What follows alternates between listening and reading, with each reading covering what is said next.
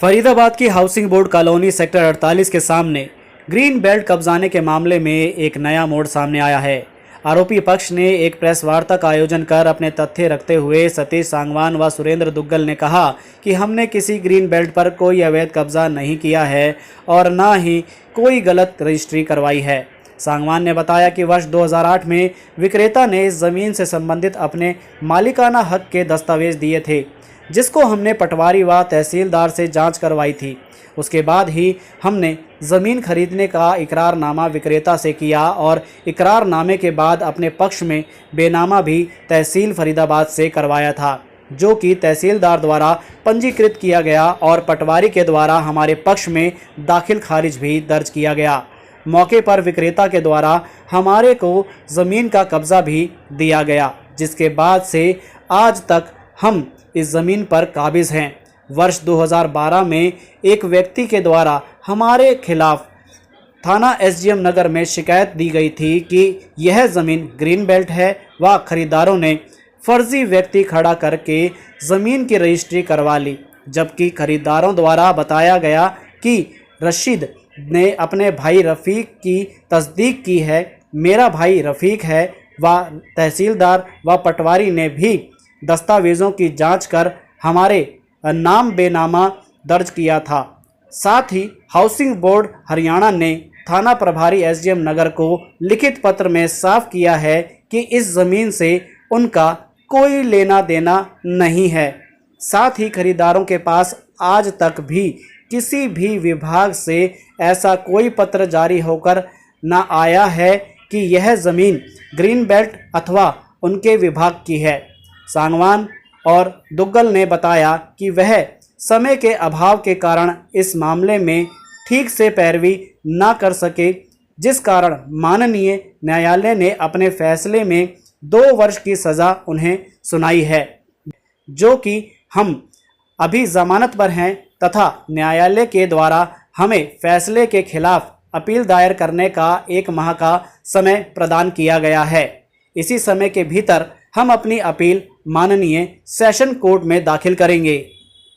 फिलहाल जिस तरीके से कॉन्फ्रेंस आपने किया है, आगे क्या आपका अगला पहल होगा, कदम होगा, आगे क्या? हम तो जो कानूनी लड़ाई है वो लड़ेंगे। बाकी जो हम अब अपील में जा रहे हैं, हम अपना अपील में जा रहे हैं। बाकी हमने तो ये था कि भाई एक बार मीडिया बंधुओं को बुला के इस चीज़ को सार्वजनिक करना चाहते हैं कि भाई हम कोई कब्जेदार नहीं है, हमने किसी सरकारी ज़मीन को नहीं कब्जाया, हमने किसी हरित पट्टी पे कब्जा नहीं किया। बाकी हमारे वकील साहब हैं, ये आगे केस की पैरवी करेंगे, जो लीगल तरीका है, जो कानूनी राय ये देंगे उसके हिसाब से हम चलेंगे। वकील साहब कहीं ना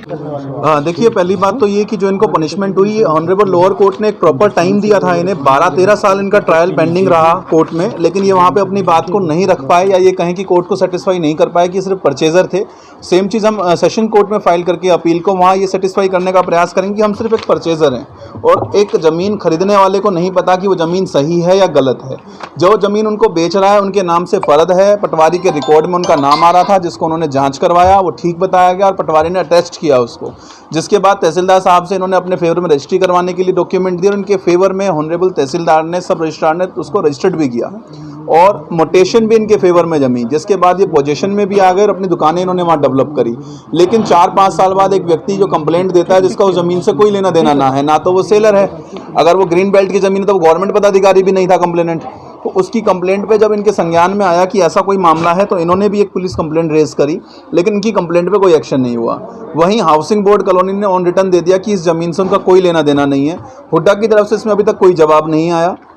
और ज़मीन का पीसफुल पोजीशन आज भी इनके पास है, सेल डीड इनके नाम है और पटवारी का रिकॉर्ड दाखिल खारिज मोटेशन जिसे हम कहते हैं वो भी इनके फेवर में है। लेकिन उसके बावजूद अपनी बात को ठीक से ना रखने के कारण जो इनको पनिशमेंट हुई है उसमें ये बेल पर है और ऑनरेबल कोर्ट में चैलेंज करके कोर्ट को हम ये चीज़ें सिद्ध करेंगे कि किस तरीके से हमारे साथ फ्रॉड हुआ। अगर ये ज़मीन हुड्डा की थी और हुड्डा ने एक्वायर कर ली थी, अवॉर्ड करवा लिया था, तो ये नियम है कि हुड्डा तुरंत उस ज़मीन का पोजीशन ले लेता है, लेकिन हुड्डा अभी तक उस ज़मीन का पोजीशन लेने क्यों नहीं आया? हुड्डा ने कब उसको एक्वायर किया? अगर उसको एक्वायर किया तो क्या तहसीलदार के पास ये दस्तावेज नहीं थे कि इसको हुड्डा एक्वायर कर चुका है? अगर हुड्डा एक्वायर कर चुका था, हुड्डा ने ऑब्जेक्शन क्यों नहीं किया, तहसीलदार ने रजिस्ट्री कैसे कर दी, पटवारी साहब ने मोटेशन कैसे जमा दी। ये सब सवाल हैं जो हम सेशंस कोर्ट में उठाएंगे और अगर संभव हुआ तो ऐसे अधिकारियों के खिलाफ मुकदमा दर्ज कराने का प्रयास करेंगे। और अब हमारा प्रयास रहेगा कि पुलिस कंप्लेंट देकर के दोबारा से उस कंप्लेंट को रीओपन करवाएं और इसमें जांच करवाई जाए कि किस किस प्रकार से लोग इसमें इन्वॉल्वमेंट है, किस किस ने मिलकर के हमारे जो ये परचेजर हैं इनके साथ धोखाधड़ी हुई है, तो उस धोखाधड़ी में कौन कौन शामिल रहा है।